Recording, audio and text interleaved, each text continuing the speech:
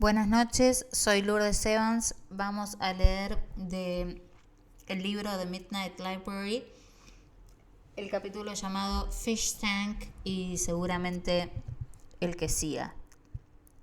Ya veremos cómo se llamará. The shrewd-eyed librarian was back at her chessboard and hardly looked up as Nora arrived back. Well, that was terrible. Mrs. Elm smiled wryly. It just shows you, doesn't it? Shows me what? Well, that you can choose choices, but not outcomes. But I stand by what I said. It was a good choice. It just wasn't a desired outcome. Nora studied Mrs. Elm's face. She was enjoying this. She was enjoying this? Why did I stay? Nora asked. Why didn't I just come home after she died? Mrs. Elm shrugged. You got stuck. You were grieving. You were depressed. You know what depression is like. Nora understood this. She thought of a study she had read about somewhere about fish. Fish were more like humans than most people think. Fish get depression. They had done tests with zebrafish. They had a fish tank and they drew a horizontal line on the side of it, halfway down in marker pen. Depressed fish stayed below the line.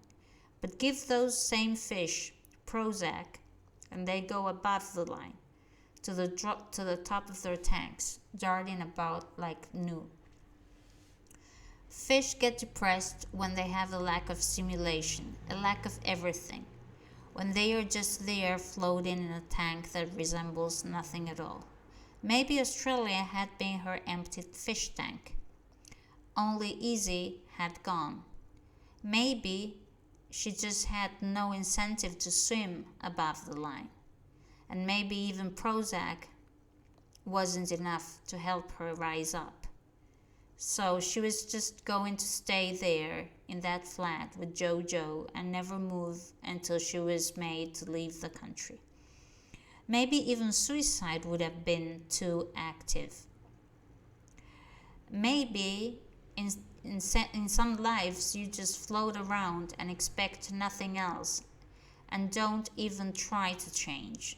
Maybe that was most lives. Yes, said Nora, aloud now. Maybe I got stuck. Maybe in every life I am stuck. Maybe that's just who I am. A starfish in every life is still a starfish. There isn't a life where a starfish is a professor or aerospace engineering. And maybe there isn't a life where I'm not stuck. Well, I think you are wrong. Okay, then I would like to try the life where I am not stuck. What life would that be? Aren't you supposed to tell me? Mrs. Elm moved a queen to take a pawn, then turned the board around. I'm afraid I am just the librarian. Librarians have knowledge. They guide you to the right books, the right worlds. They find the best places, like soul-enhanced search engines. Exactly. But you also have to know what you like, what type into the metaphorical search box. And sometimes you have to try a few things before that becomes clear. I haven't got the stamina. I don't think I can do this. The only way to learn is to live. Yes, so you keep saying. Nora exhaled heavily. It was interesting to know that she could exhale in the library, that she felt entirely in her body, that it felt normal. Because this place was definitely not normal, and the real physical her wasn't here, couldn't be, and yet it was, to all intents and purposes, because she was, in some sense, there, standing on a floor as if gravity still existed. Okay, she said, I would like a life where I am successful. Mrs. Elm nodded disapprovingly. For someone who has read a lot of books, you aren't very specific with your choice of words. Sorry. Success. What does that mean to you? Money? No. Well, maybe. But that wouldn't be the defining feature. Well then, what is success? Nora had no idea what success was. ¿Ves? Tanta lectura y al final nos sale algo tan sencillo como la definición de éxito. Éxito, my friends, is the achievement of a goal. Success is the achievement of a goal. Entonces, si la mina quería ir a una vida en la cual fuera exitosa, iba a estar en una vida en la cual habría cumplido sus metas. Fueran cuales fueran, es irrelevante. The accomplishment of a goal. ¿Cuál es el problema de fucking Nora? Que no tiene idea, she doesn't have a purpose, she doesn't have a goal. Entonces por ahí, a successful life para ella sería, para empezar, ¿no? Tener una fucking goal, tener un fucking purpose in life. Porque si no realmente, negra, o sea, ¿qué haces? Tomátelas, ya está, o sea, ni para matarte servís al final, ni para eso. Tu gato se pudo morir. A ver, tu gato fue más exitoso que vos. Ahí está, ¿ves? No fuiste exitoso en matarte, no lo lograste. Tenías una meta y no lo lograste. Fracaso. Aunque bueno, ojo, capaz el gato no se quería morir, se murió porque pobrecito. Pero si comparamos, ¿no? en términos de resultado, el gato fue más exitoso. Cualquiera que tenga un purpose o un goal es más exitoso que está fracasada, que para mí es frígida también, te lo firmo. Te lo firmo que es frígida. No que no le gusta, que no... ¿Se entiende, no? La diferencia. Se me está por quedar sin batería la compu. Hacemos un receso de un segundo mientras encuentro el enchufe y trato de que no se me vaya todo a la mierda. Pero es como para pensar, ¿verdad? Tanto conocimiento y no sabe algo tan sencillo como qué es el éxito. Esta fracasada, y claro, sí que difícil, ¿no? Si nunca logró nada en la vida. What is success indeed? Bueno, por lo menos podría saber la definición, aunque no lo hubiera experimentado. Yo hay muchas cosas que no experimenté y sin embargo conozco la definición, ¿no?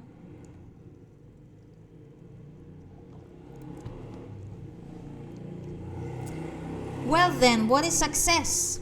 Nora had no idea what success was, obviously. She had felt like a failure for so long. ¿Y por qué lo sos, mi ciela? Porque sos un fracaso. Por eso te sentís un fracaso. Porque sos un fracaso. Lo bien que haces es sentirse un fracaso. Fracaso. Mrs. Elm smiled patiently. Would you like to consult again with the Book of Regrets? Would you like to think about those bad decisions that turned you away from whatever you feel success is? Nora shook her head quickly, like a dog shaking off water. She didn't want to be confronted with that long, interminable list of mistakes and wrong turns again. Gracias. She was depressed enough. And besides, she knew her regrets. Regrets don't leave. They weren't mosquito bites. They itch forever. No, they don't, said Mrs. Elm, reading her mind. You don't regret how you were with your cat, and nor do you regret not going to Australia with Easy. Nora nodded. Mrs. Elm had a point. She thought of swimming in the pool at Bronte Beach. How good that had felt, in its strange familiarity. From an early age you were encouraged to swim, said Mrs. Elm. Yes, your dad was always happy to take you to the pool. It was one of the few things that had made him happy. Nora mused.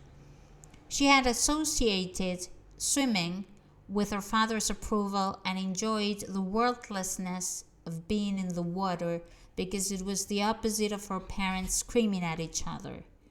'Why did you quit?' asked Mrs. Elm.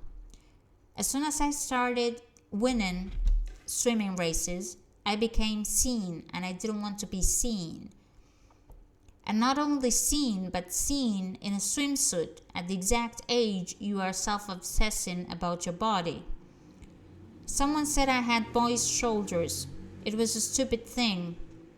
But there were lots of stupid things, and you feel them all at that age. As a teenager, I'd have happily been invisible. People called me the fish. They didn't mean it as a compliment. I was shy. It was one of the reasons why I preferred the library to the playing field. It seems a small thing, but it really helped, having that space. Never underestimate the big importance of small things, Mrs. Elm said. Esta y sus frases célebres, ¿no? Sus citas citables. Live and learn. You must always remember that. Nora thought back. Her teenage combination of shyness and visibility had been a problematic mix, but she was never bullied as such, probably because everyone knew her brother, and Joe, while never exactly tough, was always considered cool and popular enough for his most immediate blood relation to be immune to schoolyard tyranny. She won races in local and then national competitions, but as she reached 15, it became too much. The daily swims, length after length after length. I had to quit. Mrs. Elm nodded. And the bond you developed with your dad frayed and almost snapped completely. Pretty much. She pictured her father's face in her car on a drizzle-scratched Sunday morning outside Bedford Leisure Center as she told him she didn't want to swim in competitions anymore. That look of disappointment and profound frustration. But you could make a success of your life, he had said. Yes, she remembered it now. You are never going to be a pop star, but this is something real. It's right in front of you. If you keep training, you'll end up at the Olympics. I know it. She had been cross with him saying that, as if there was a very thin path to a happy life, and it was a path he had decided for her. As if her own agency in her own life was automatically wrong.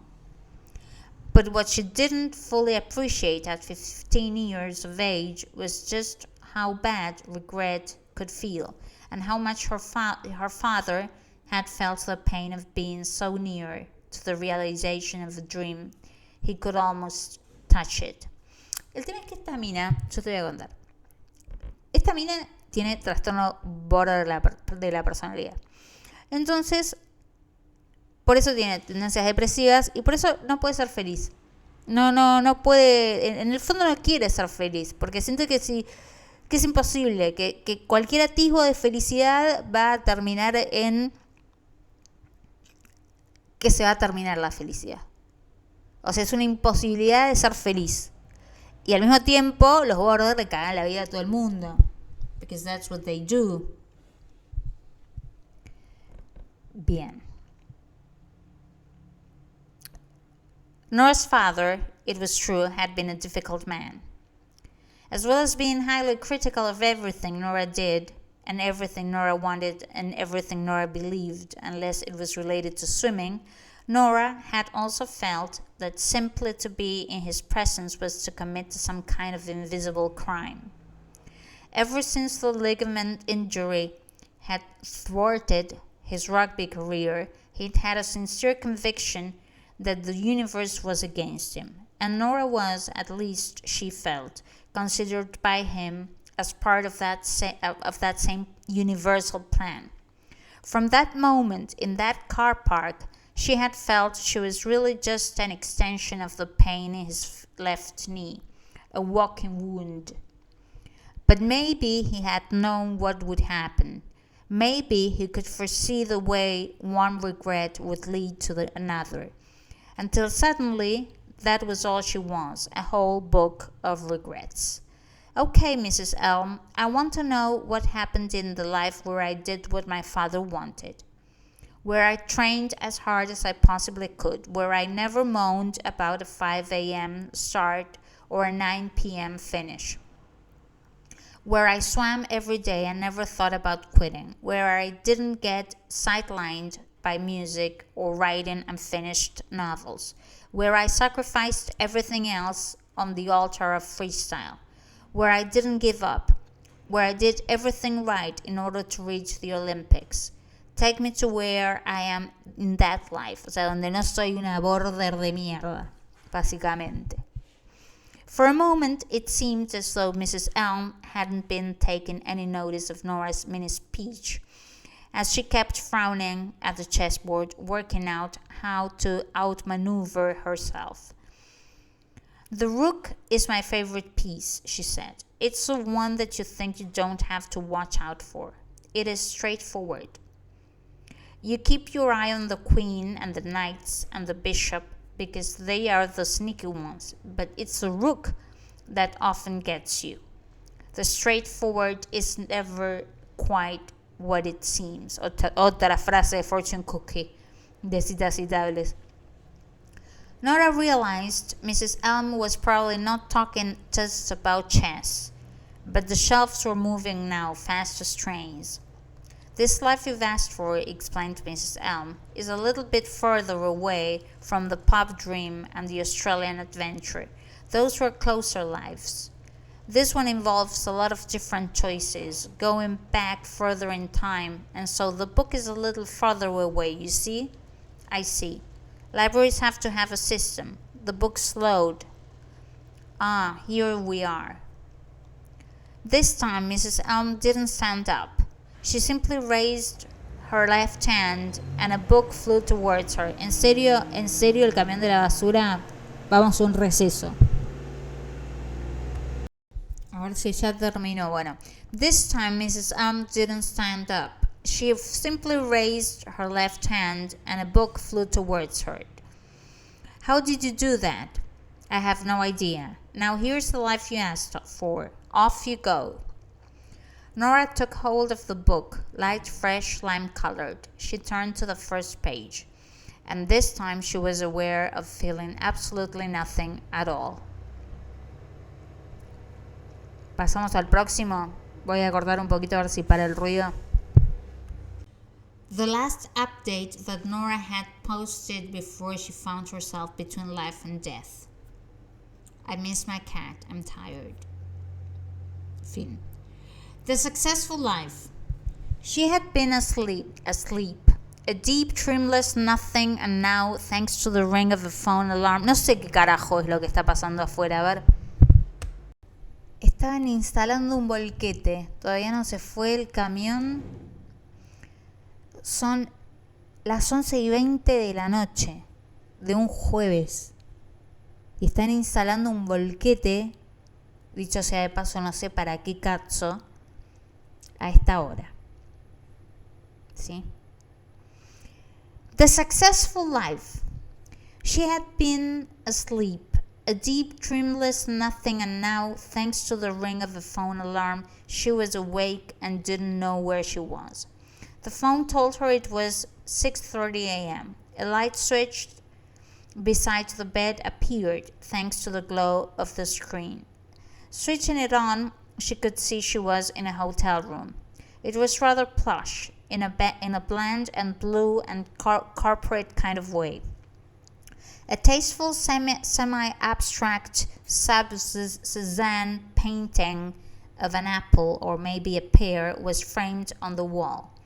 There was a half-empty cylinder-shaped glass bottle of still mineral water beside the bed, and an unopened collection of shortbread biscuits, some printed out papers too, stapled together, a timetable of some sort. She looked at it. Itinerary for Nora Seed, Obe. Guest speaker, Gulliver Research Inspiring Success Spring Conference. 8:45 a.m. Meet Priya Navrud, Gulliver Research, and Rory Longford, celebrity speakers, and Jay in lobby Intercontinental. Hotel. 9 a.m. Sound check. 9:05 a.m. Tech run-through. 9:30 a.m. Nora to wait in VIP area or watch first speaker in main hall. Open parenthesis, J.P. Blythe, inventor of Me Time app and author of Your Life, Your Terms. Close parenthesis. 10:15 a.m. Nora to deliver talk. 10:45 a.m. audience Q&A. 11 a.m. meet and greet. 11:30 a.m. finish. Nora Seed, OBE, I don't know, inspiring success. So there was a life in which she was a success. Well, that was something. She wondered who Jay was and the other people she was supposed to meet in the lobby. And then she put the sheet of paper down and got out of bed. She had a lot of time. Why was she getting up at 6:30 a.m.? Maybe she swam every morning. That would make sense. She pressed a button and the curtain slid open with a low whir to reveal a view of water and skyscrapers and the white dome of the O2 Arena. She had never seen this precise view from this precise angle before. London, Canary Wharf, about 20 stories up. She went to the bathroom. Beige tiles, large shower cubicle, fluffy white towels, and realized she didn't feel as bad as she usually did in the morning. There was a mirror filling half the opposing wall. She gasped at her appearance. And then she laughed. She looked so ridiculously healthy and strong, and in this life had terrible taste in nightwear, pajamas, mustard, and green plaid. The bathroom was quite large enough to get down on and do some push-ups.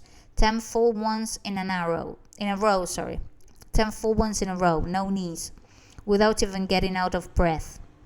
Then she held a plank, and tried it with one hand, then the other hand. Now hardly a tremor. Then she did some burpees. No problem at all. Wow. She stood up and patted her rock-hard stomach. Remembered how wheezy she had been in her root life, walking up the high street, technically only yesterday. She hadn't felt this fit since she was a teenager. In fact, this might be the fittest she had ever felt. Stronger, certainly. Searching Facebook for Isabel Hirsch, she found out that her former best friend was alive and still living in Australia, and this made Nora happy. She didn't even care that they weren't social media friends, as it was highly probable that in this life Nora hadn't gone to Bristol University, and even if she had, she wouldn't have been doing the same course. It was a bit humbling to realize that even though this Isabel Hirsch might never have met Nora Seed, she was still doing the same thing she was doing in Nora's root life. She also checked in on Dan. He was, seemingly, happily married to a spin class instructor called Gina Lord. They'd had a wedding in Sicily. Nora then Googled Nora Seed. Her Wikipedia page, she had a Wikipedia page, informed her that she had indeed made it to the Olympics twice, and that she specialized in freestyle. I had won a gold medal for 800 meters freestyle with a ridiculous time of 8 minutes and 5 seconds, and had a silver for 400 meters. This had been when she was 22 years old. She had won another silver medal when she was 26 for her participation in a 4 times 100 meter relay or something like that. It got even more ridiculous when she read that she had briefly been the world record holder for women's 400 meters freestyle at the World Aquatic Championships. She had then retired from international competition. She had retired at 28.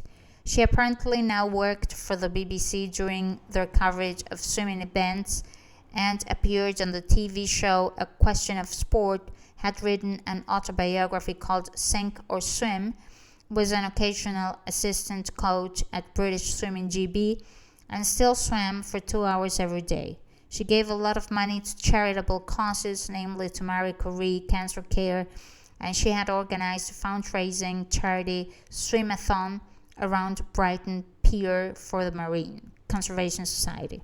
Since retiring from professional sport, she had swum the channel twice.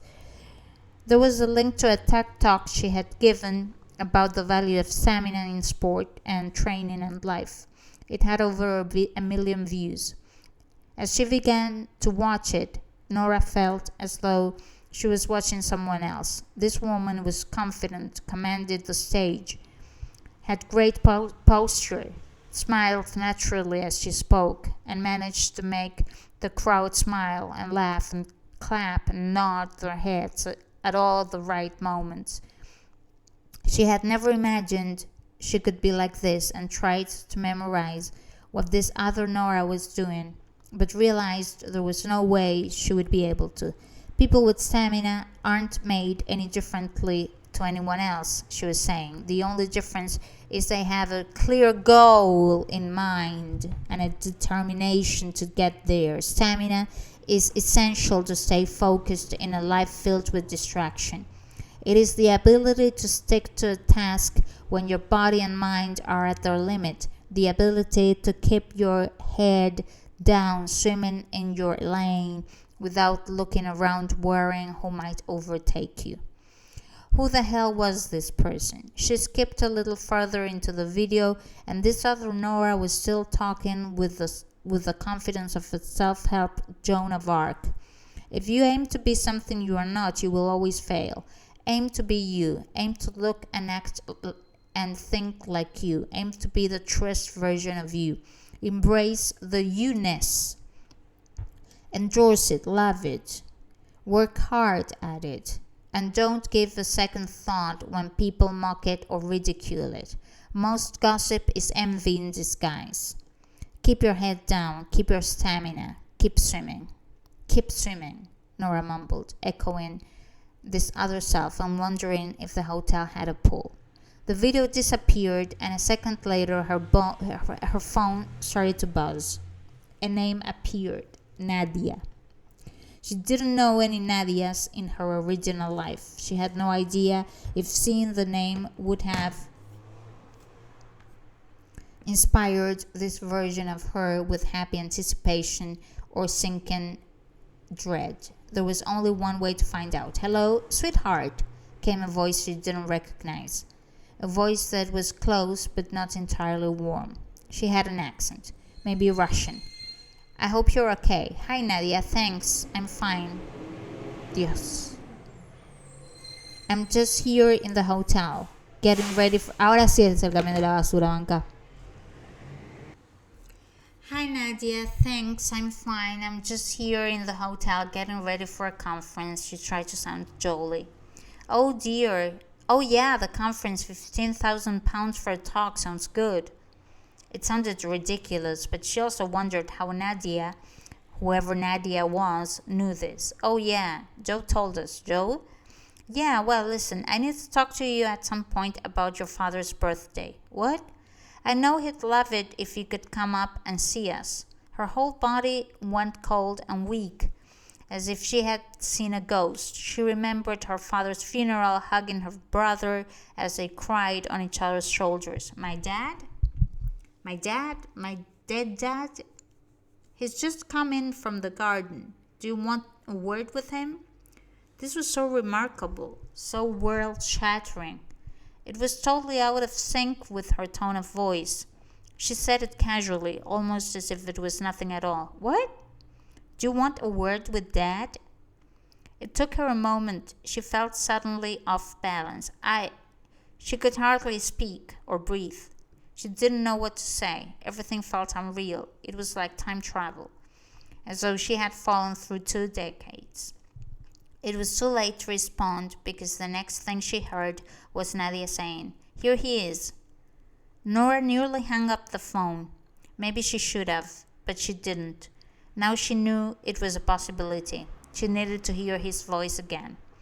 His breath first. Then, "Hi, Nora, how are you?" Just that, casual, non-specific, every day. It was him, his voice, his strong voice that had always been so clipped, but a little thinner maybe, a little weaker. A voice 15 years older than it was meant to be. Dad, she said. Her voice was a stunned whisper. It's you. You all right, Nora? Is this a bad line? Do you want to FaceTime? FaceTime. To see his face. No, that would be too much. This was already too much.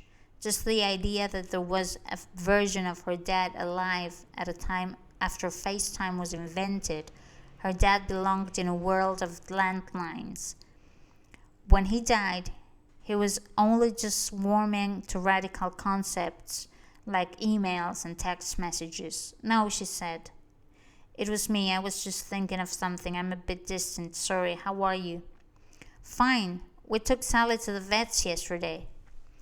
She assumed Sally was a dog. Her parents had never had a dog or any pet. Nora had begged for a dog or a cat when she was little, but her dad had always said they tied you down. What was wrong with her? Nora asked, trying to sound natural now. Just her ears again. That infection keeps coming back. Oh, right, she said, as though she knew Sally was her problem with her problematic ears. Poor Sally. I love you, Dad. I just want to say that. Are you right, Nora? You're sounding a bit emotional. I just don't tell you that enough. I just want you to know I love you. You're a good father. And in another life, the life where I quit swimming, I am full of regret over that. Nora? She felt awkward asking him anything. But she had to know. But she had to know. The question started to burst out of her like water from a geyser. Are you okay, Dad? Why wouldn't I be? Just, you used to worry about chest pains. Haven't had them since I got healthy again. That was years ago, you remember. My health kick? Hanging around Olympians? Just that to you. Got me back to rugby fit. Coming up to 16 years off the drink too. Cholesterol and blood pressure low, the doc says. Yes, of course, I remember the health kick. And then another question came to her, but she had no idea how to ask it, so she did it directly. How long have you been with Nadia now again? Are you having memory problems or something? No, well, yes, maybe. I have just been thinking a lot about life recently. Are you a philosopher now? Well, I studied it. When? Never mind. I just can't remember how you and Nadia met. She heard an awkward sigh down the phone. He sounded terse. You know how we met. Why are you bringing all this up? Is this something the therapist is opening up? Because you know my feelings on that. I have a therapist. Sorry, Dad. That's all right. I just want to know that you're happy. Of course I am. I've got an Olympic champion for a daughter and have finally found the love of my life, and you are getting back on your feet again, mentally, I mean, after Portugal. Nora wanted to know what had happened in Portugal, but she had another question to ask first. What about Mom? Wasn't she the love of your life? Once upon a time she was, but things changed, Nora. Come on, you're grown up. Nora put her dad on speaker, clicked back to her own Wikipedia page. Sure enough, her parents had divorced after her father had an affair with Nadia Vanko, mother of an Ukrainian male swimmer, Yegor Vanko. And in this timeline, her mother had died way back in 2011. And all this because Nora had never sat in that car park in Bedford and told her dad that she didn't want to be a competitive swimmer.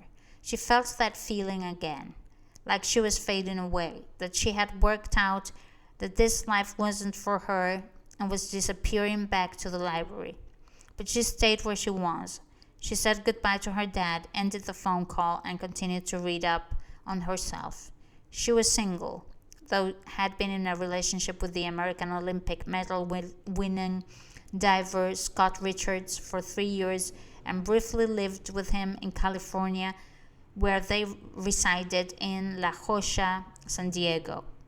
She now lived in West London.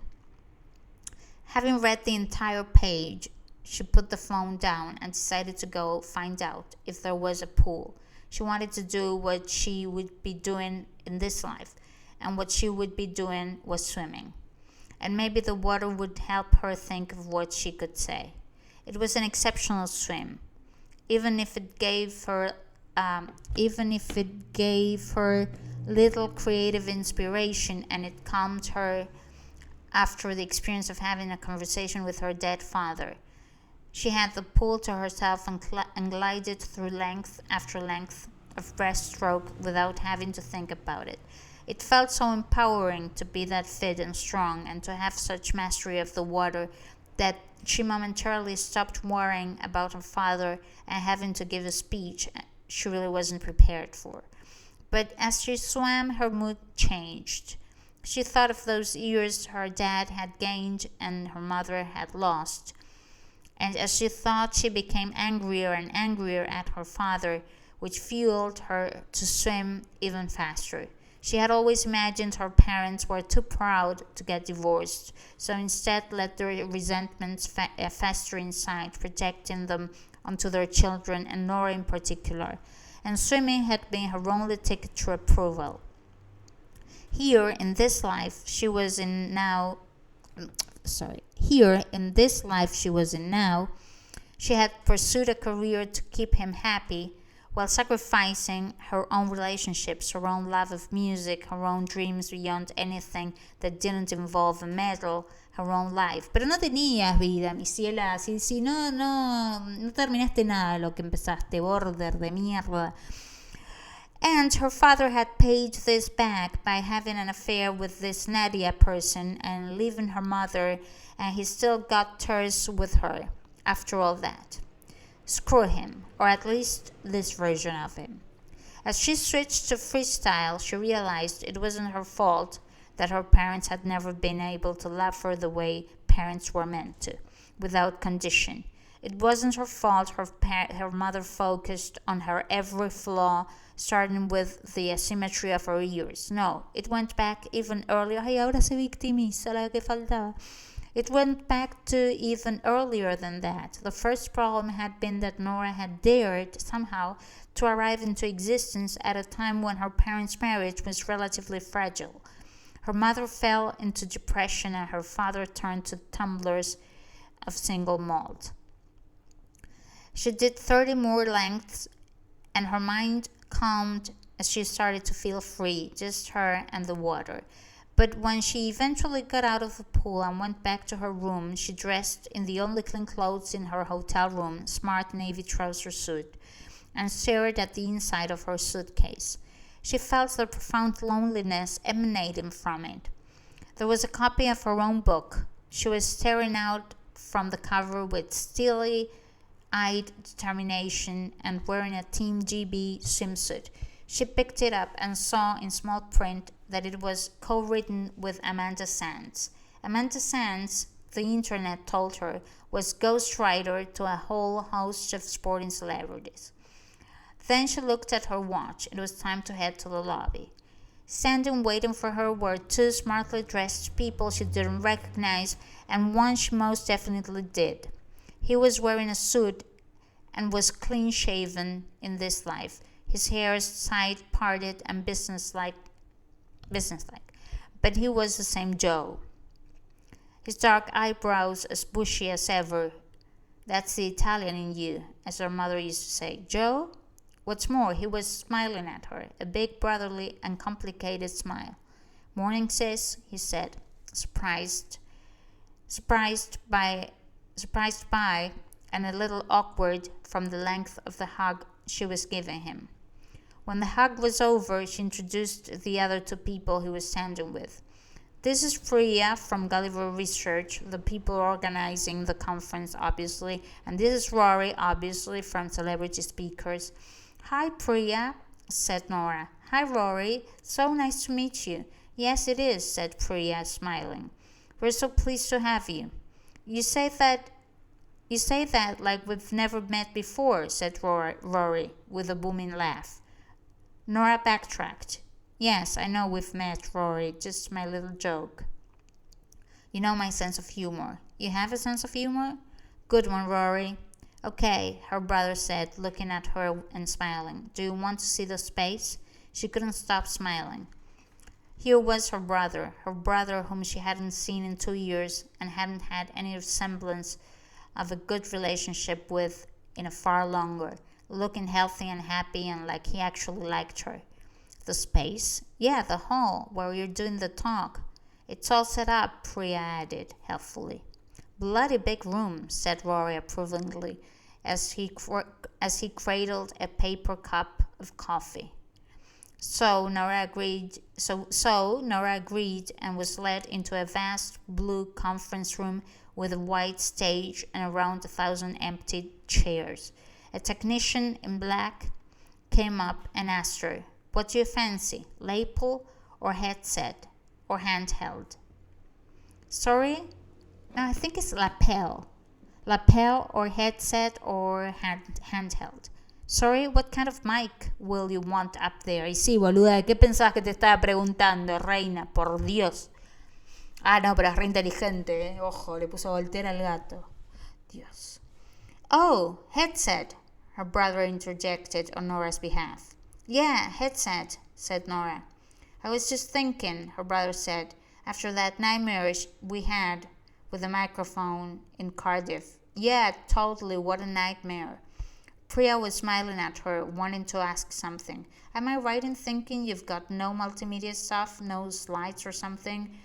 Her brother and Rory were looking at her, a little concerned. This was clearly a question she should know the answer to and didn't. Yes, she said, then saw her brother's expression. I don't. Yes, I don't. I don't have any multimedia stuff. And they all looked at her like she was not quite right, but she smiled through it. Okay, that's it for tonight.